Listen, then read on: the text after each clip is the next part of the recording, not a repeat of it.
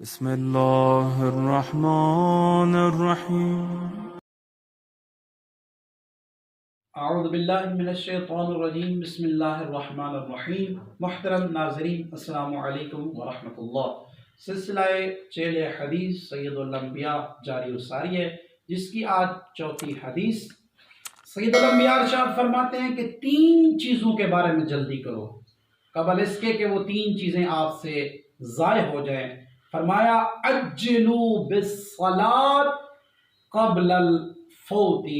فرمایا نماز کے معاملے میں جلدی کرو، ایسا نہ ہو کہ نماز کا وقت آپ سے فوت ہو جائے. وَعَجِّلُوا بِالتَّوْبَةِ قَبْلَ الْمَوْتِ.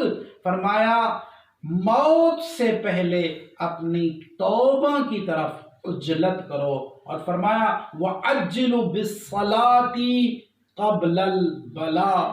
فرمایا عَجِّلُوا بِالصَّدْقَةِ قبل البلاء.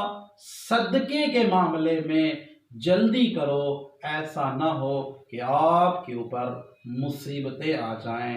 اس لیے کہ صدقہ انسان کی روایات میں ملتا ہے کہ موت کو بھی ٹال دیتا ہے. تو دعا کرتے ہیں کہ اللہ کی ذات ہمیں نماز کو جلدی ادا کرنے اور گناہوں سے معافی مانگنے کے لیے توفیق عطا فرمائے. السلام علیکم ورحمۃ اللہ.